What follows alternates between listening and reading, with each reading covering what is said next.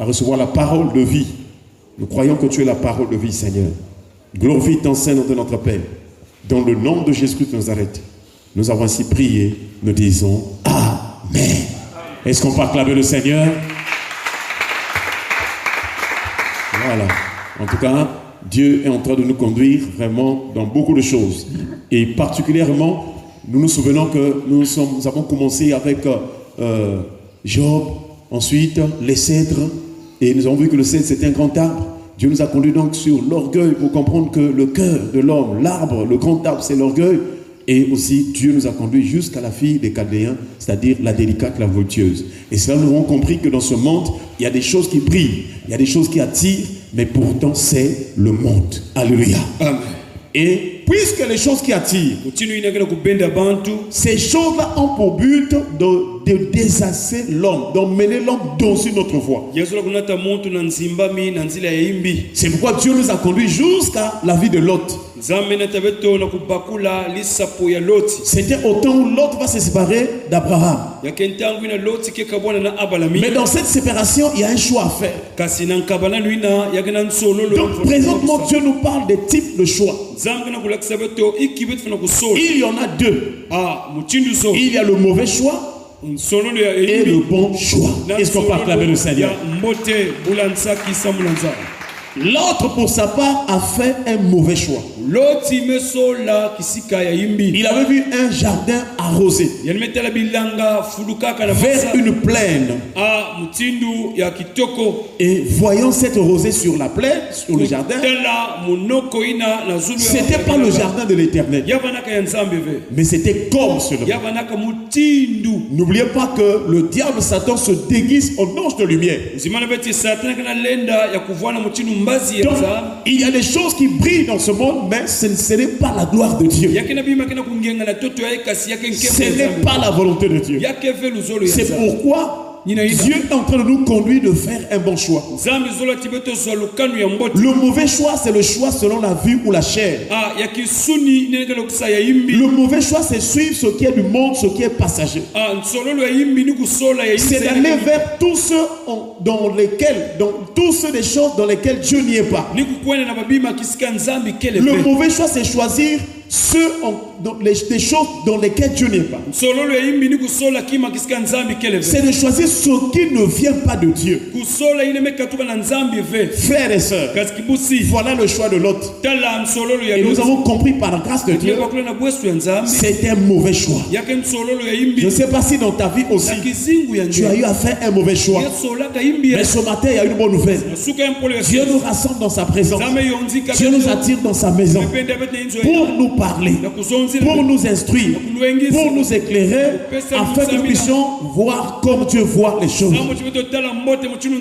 Et c'est ainsi que nous allons faire le bon choix. Jusqu'à hier, Dieu nous a parlé par son serviteur que le choix, le bon choix, c'est aussi tout un homme. C'est une personne. C'est une voix. Et jusqu'à hier, le serviteur nous a parlé donc du psaume 25. Pour vraiment nous emmener à comprendre que pour faire le bon choix, il faut qu'il y ait une direction, il faut qu'il y ait une personne qui t'oriente. Et donc ce matin, nous reprenons encore le psaume 25 et nous allons prendre deux textes bibliques. Nous allons d'abord lire le verset 8. Ensuite le verset 12 que nous avons lu hier. Psaume 25, le verset 8, il est écrit: l'Éternel est bon et droit. Est-ce qu'on peut acclamer le Seigneur? Nous avons souvent vu des gens ou entendu des gens, lorsqu'ils traversent des douleurs, des souffrances, dire que non, Dieu n'est pas bien, vraiment Nzambi, je ne sais pas comment, ils qualifient Dieu de toutes sortes de mauvais. J'aimerais nous rappeler ce matin que l'Éternel Dieu est bon et droit. Il ne change pas, il est éternel, il est infini en tout point. Il ne dépend de personne. Il vit en lui-même et par lui-même.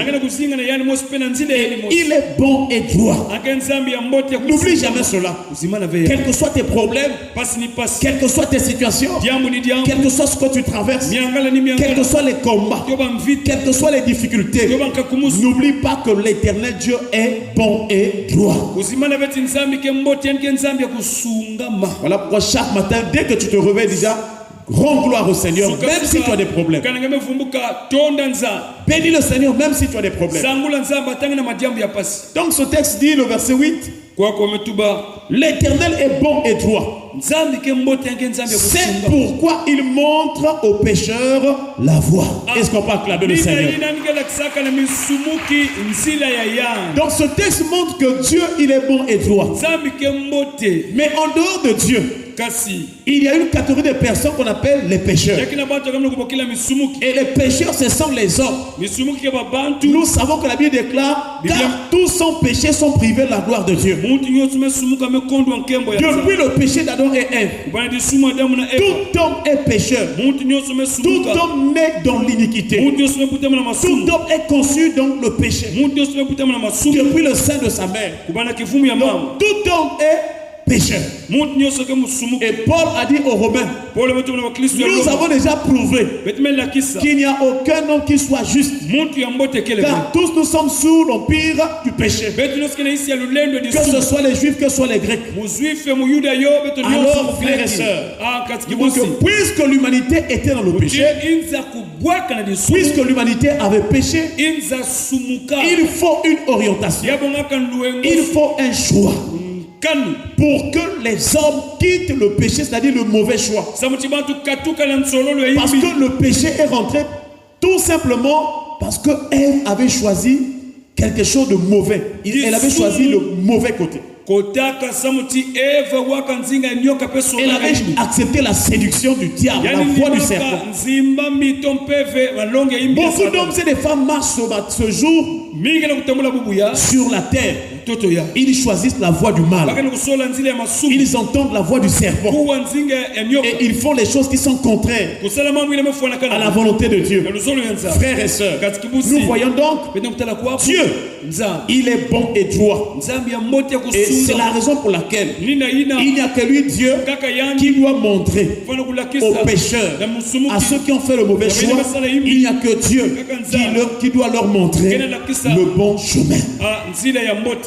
C'est là où nous comprenons donc que le bon choix, c'est choisir la voie du salut. Donc, le bon choix, tu dois chercher ta délivrance. Tu dois être délivré de la rébellion contre Dieu. Tu dois être délivré des mauvais comportements qui te plaisent ou qui ne plaisent pas au Seigneur. Voilà tout le problème de l'homme avec l'humanité. Dieu veut que nous soyons bons et droits. Parce qu'au départ, il nous a créés vraiment selon son image, selon sa ressemblance. Mais le péché est venu tout gâter. Le péché conduit le cœur de l'homme à s'en foutre de Dieu. Malheureusement, comme le salaire du péché c'est la mort, voyez combien de les gens sont en train de mourir tous les jours, presque chaque instant à travers le monde entier. Non seulement la mort, mais la souffrance aussi. Les difficultés. Dieu, quand il a créé l'homme, c'était pas pour que l'homme souffre ainsi. Mais les malheurs, les difficultés, la mort est arrivée après le péché. C'est pourquoi le diable pousse les hommes à pécher davantage. Mais toi qui as eu la grâce d'écouter la parole, tu dois suivre l'Éternel. C'est lui qui va te conduire pour choisir la voie droite, la voie de la vérité. Voilà, frères et sœurs, le bon choix, c'est de choisir la voie du salut. Est-ce qu'on peut acclamer le Seigneur? Et nous voyons le verset 12. Ce choix-là, nous avons aussi, c'est une voie. Le verset 12 nous dit ceci. Toujours de Psaume 25. Quel est l'homme qui craint l'Éternel? L'Éternel lui montre la voie qu'il doit choisir. Donc lorsque nous acceptons de venir auprès du Seigneur, c'est que nous reconnaissons la toute puissance de Dieu. Ce matin, quand tu es venu au culte, cela signifie que ton cœur craint Dieu. C'est pourquoi tu viens auprès de lui, pour qu'il te secoue, pour qu'il te guérisse, pour qu'il te délivre, pour qu'il change ta vie, pour qu'il te montre le chemin, pour qu'il te protège, pour qu'il combat en ta faveur, pour qu'il plaide ta cause. Donc quand tu viens à l'église, c'est vraiment un bon choix. Quand tu viens de la présence de Dieu, c'est un bon choix. C'est pourquoi à travers la parole, ce matin, la parole qui est l'Éternel Dieu est en train de te montrer maintenant la voie que tu dois suivre. Il te montre d'abord le chemin du serpent, le chemin de la perdition qui est un mauvais chemin. Et ensuite, le Seigneur Dieu te montre maintenant ce qu'il faut faire. Alléluia. Voilà pourquoi il faut bien écouter la parole de Dieu. Il faut retenir ce que le Seigneur nous dit dans sa parole. Est-ce qu'on peut acclamer le Seigneur? Quand nous voyons ce texte, nous comprenons que l'Éternel Dieu, c'est lui qui nous montre le chemin. C'est-à-dire, ce chemin-là, c'est une personne. C'est pourquoi hier, on nous a rappelé le Jean chapitre 14, verset 6. Jésus lui dit, je suis le chemin, c'est-à-dire la voie, la vérité et la vie. Nul ne vient au Père que par moi. Donc le Père éternel qui nous parlait au Ancien Testament là, qui disait que c'est l'Éternel qui te montre la voie. Il voulait nous dire que nous, je veux envoyer mon fils. Et mon fils va vous sauver. Afin que vous sachiez maintenant marcher avec moi l'Éternel. Alléluia. Voilà pourquoi tout doit être centré dans le nom ou la personne de Jésus-Christ.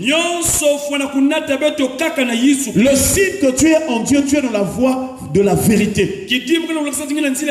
C'est Christ. Si tu crois en Jésus-Christ comme Seigneur et Sauveur, et que tu marches selon sa parole, ses commandements, tu es dans le chemin de la vérité. Et ton âme ira auprès du Seigneur. Alléluia. Amen. Par quel moyen choisir cette voie qui est la personne de Jésus-Christ? Est-ce qu'on peut acclamer le Seigneur? Puisque nous voyons qu'il y a un choix à faire. Le choix, c'est une décision. Par quel moyen? Puisque Dieu est esprit. Donc dans notre vie, nous avons deux camps, nous avons deux mondes, deux types de royaumes. Il y a d'une part les choses visibles que nous voyons, et d'autre part les choses spirituelles que nous ne voyons pas de nos yeux. Comment faire le choix des choses de Dieu qui est esprit? C'est vrai que Dieu te montre la voie, mais comment tu vas faire pour entrer dans cette voie? Nous avons rappelé que le moyen par lequel nous faisons le bon choix des choses spirituelles, c'est la foi. Est-ce qu'on peut acclamer le Seigneur? Donc pour entrer en Christ, pour vivre pour Jésus-Christ, il faut avoir la foi en lui.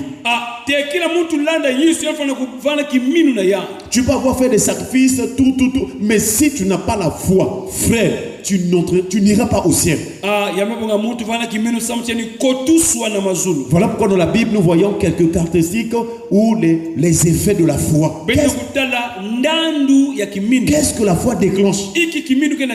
Donc c'est là où nous comprenons que le vrai choix, le bon choix, c'est le choix par la foi. Mais comme l'apôtre Paul a dit que nous marchons par la foi et non par la vue. Donc, si tu regardes seulement les choses des yeux, tu fais de mauvais choix. Si tes yeux sont attirés par les choses de ce monde, tu fais un mauvais choix.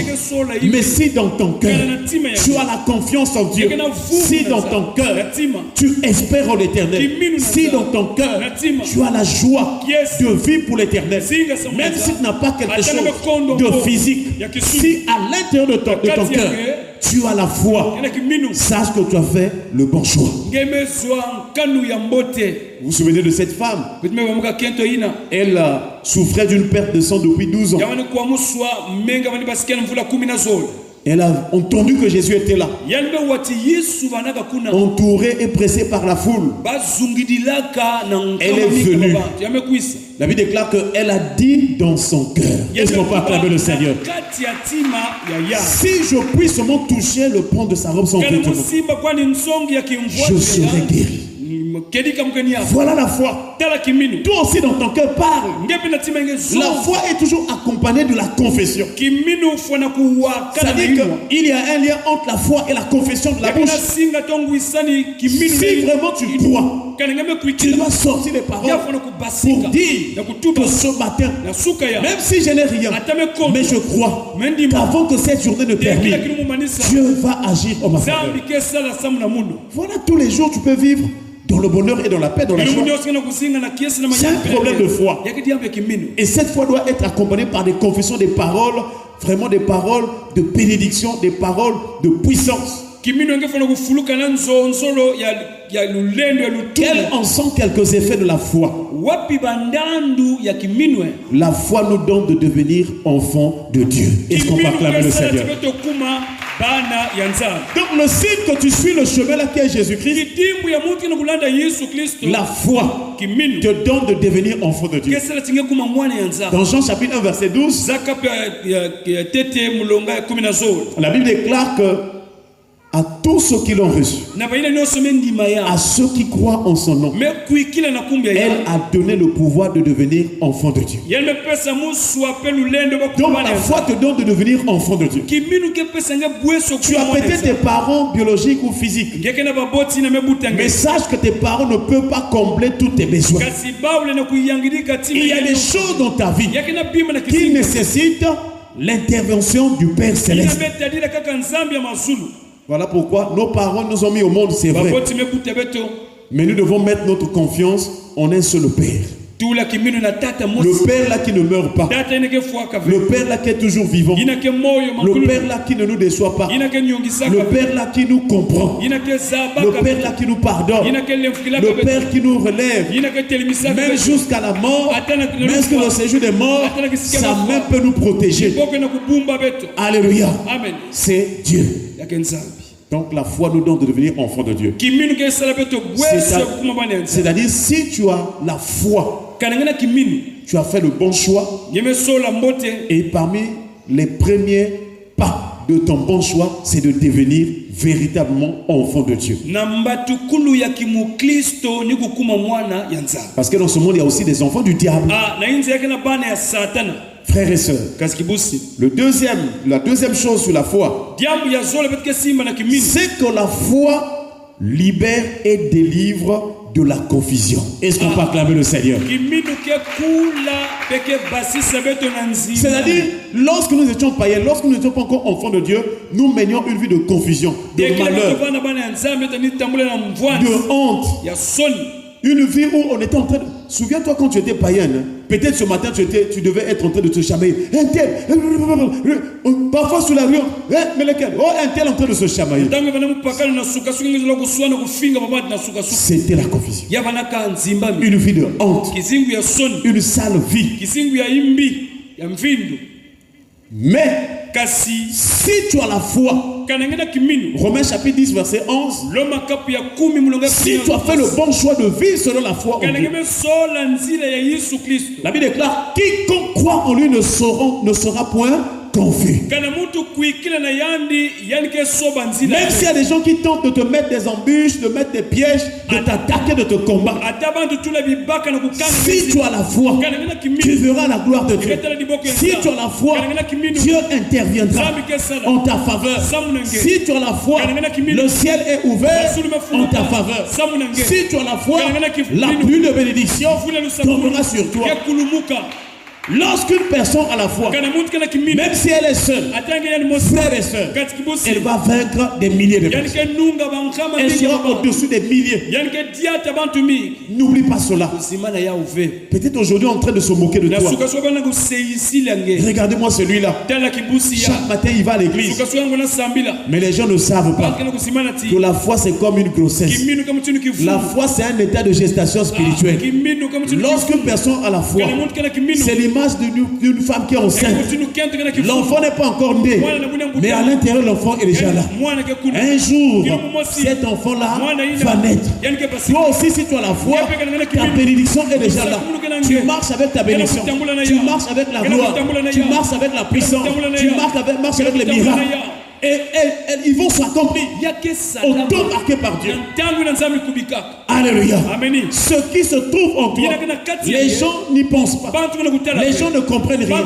Ils se moquent de toi de la chair. Ils te voient, mais celle-là, elle n'a rien. On se moque de toi. Mais si tu as la foi, tu verras la gloire de Dieu. Et la puissance de Dieu va confondre les adversaires. Voilà pourquoi ne va pas se chamailler avec des gens. Oh non, papa, un tel regarde ce qu'il m'a dit. Laisse-lui parler. Un tel regarde ce qu'il m'a fait. Laisse-lui faire. Joseph vendu par ses frères. Mais une fois, il y a eu un temps où ses frères sont venus pour se prosterner devant lui. Retiens cela. Si tu as la foi, ceux qui se sont moqués de toi, peut-être il y a 1 mois, 2 mois, 6 mois, 2 ans, il y aura un temps. Continue la foi. Ils vont reconnaître la toute puissance de ton Dieu. Alléluia. La foi nous délivre de la confusion. La foi satisfait. C'est la satisfaction de l'âme, de la relation de Dieu avec notre âme. C'est-à-dire, si tu as la foi, tu ne manqueras plus de rien. Lorsque tu as un besoin, lorsque tu as une situation qui te tourmente, Dieu viendra pour te donner la solution. Il viendra pour te satisfaire. Tu n'as pas remarqué qu'il y a eu un temps où tu étais malade. Peut-être tu allais même mourir. Mais pourquoi aujourd'hui tu es en bonne santé?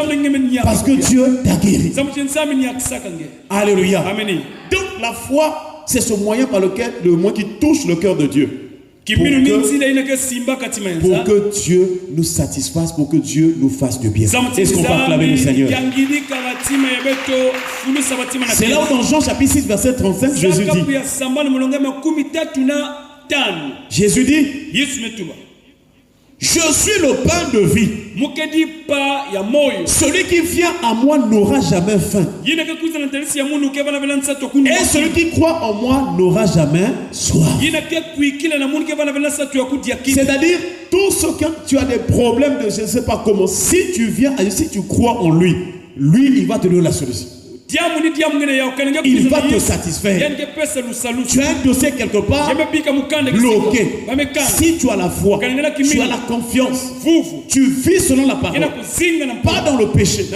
Tu marches conformément à ce que Dieu te dit. Tu n'es pas farceur. Tu n'es pas hypocrite. Tu vis véritablement la parole de Dieu.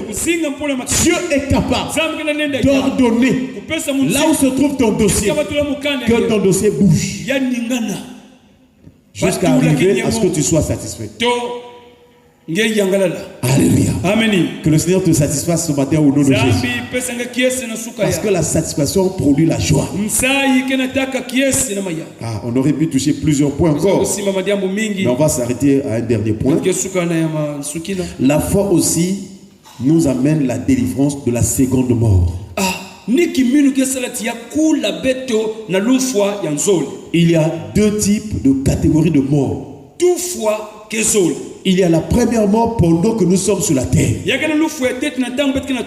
il y a une seconde mort pendant que nous avons quitté la terre, nous sommes morts. Il y a une autre mort qui attend. Mais la première mort qui est, pendant que nous sommes sur la terre, est divisée en deux parties. Il y a la mort physique et la mort spirituelle. La mort spirituelle, c'est lorsque ton esprit n'est pas en communion avec Dieu. Ton cœur ne croit pas en Dieu, ton cœur ne communie pas avec Dieu. Ça veut dire que tu es mort. Même si tu portes des vestes, même si tu as des voitures, si ton cœur n'est pas en communion avec Dieu, tu es mort. Donc il y a beaucoup de gens que vous voyez là qui ont même l'argent, d'autres aussi n'ont pas l'argent, mais s'ils n'ont pas la communion avec Dieu, ils sont morts. Quoi qu'ils dansent, qu'ils sautillent, qu'ils rient, s'ils n'ont pas la communion avec Dieu, ils sont des morts.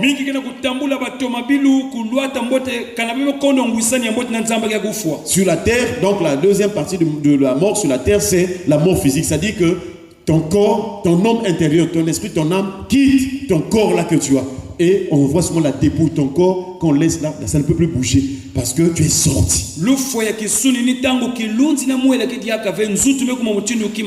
Ces deux types de morts, nous les voyons tous les jours. Il y a des gens que nous voyons qui sont morts spirituellement. Et il y a d'autres qui meurent physiquement. Des enterrements sur enterrements, des obsèques tous les jours. Va à la morgue. Tu vas être vraiment attristé. Va à l'hôpital. Parfois, pendant que tu vois quelqu'un bientôt va mourir. Elle va mourir. D'autres sont devenus chétifs. Elle était une belle dame. Il était belle, une belle dame, belle de figure, belle de taille, potelée. Mais la maladie l'a flétrie. Le péché l'a flétrie. Attention. Ne fais pas le fier par rapport à ton corps physique que tu as. Non. Si tu veux être en bonne santé, crois à l'Éternel qui donne la bonne santé. Alléluia. Frères et sœurs, la seconde mort maintenant, c'est lorsque tu as quitté cette terre. Si pendant que tu es sur la terre, tu marchais dans le péché, les boîtes de nuit, la vie des caves, les boissons enivrantes, le péché sexuel, toutes sortes de péchés. Si pendant que tu es en train de vivre sur la terre, tu marches dans ces péchés-là, si tu meurs, tu iras d'abord dans une salle d'attente qu'on appelle le séjour de mort. Ensuite, quand Jésus viendra pour juger tous les impies, tous ceux qui ont refusé Dieu, tous ceux qui avaient choisi la vie de péché, on appelle ça le jugement dernier. Ce jugement-là aura pour but d'envoyer maintenant, de montrer que tous ceux qui marchaient volontairement dans le péché, qui ont refusé Dieu, ils méritent aller dans les temps de feu, c'est-à-dire l'enfer.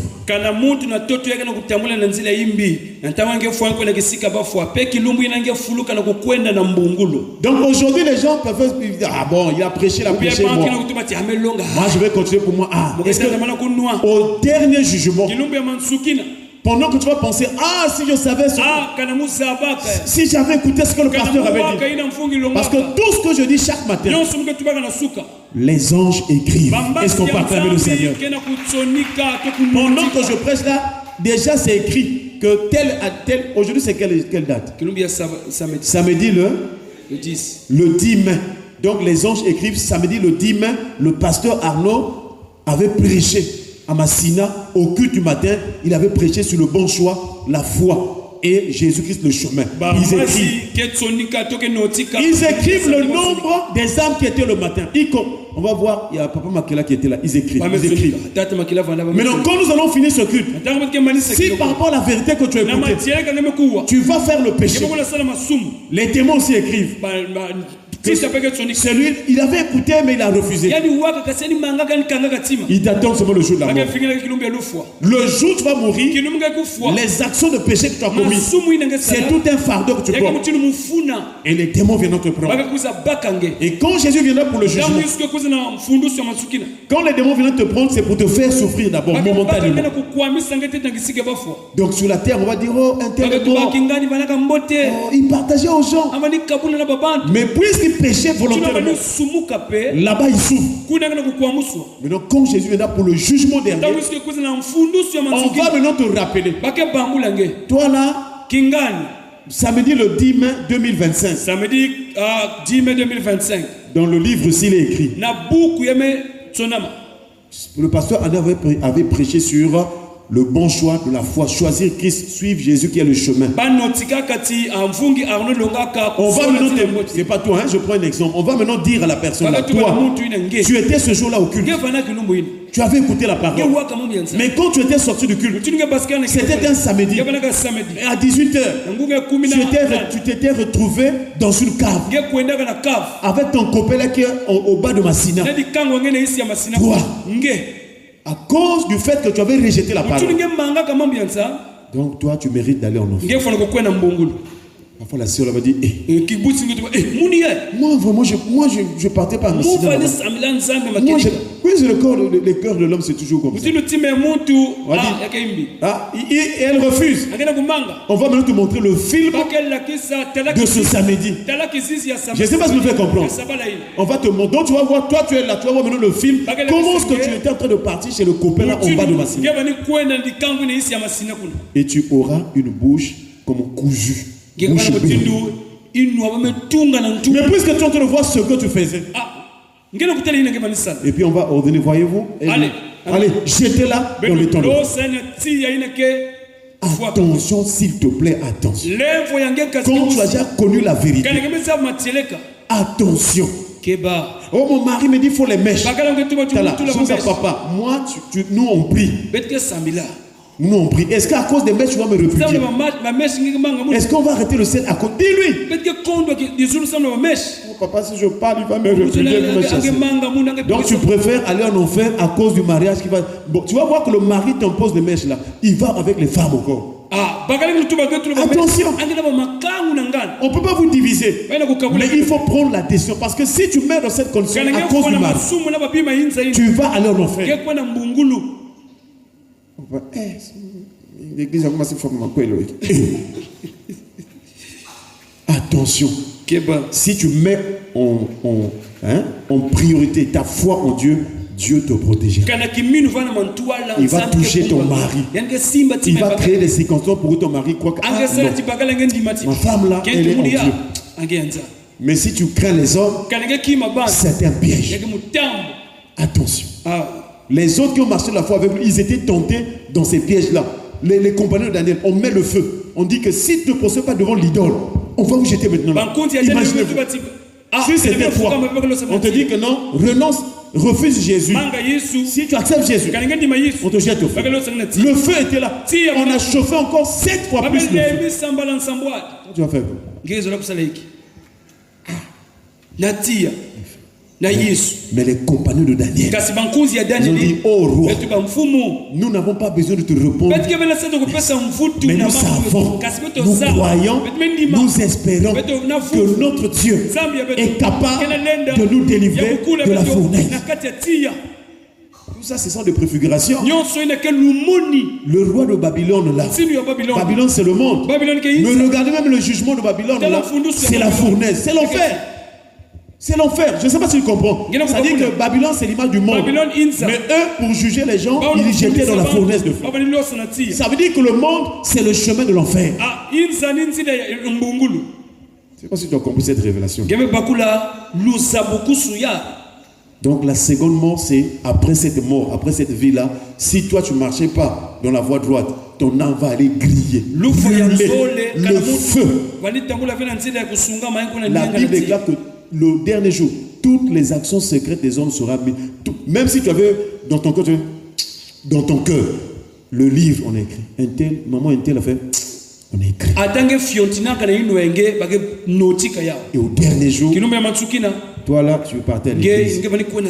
Mais quand une soeur rentrait au culte, tu regardais toujours avec un mauvais regard. Moi, j'ai déjà compris, tu viens à la prière. Ta soeur est en train de rentrer. Est-ce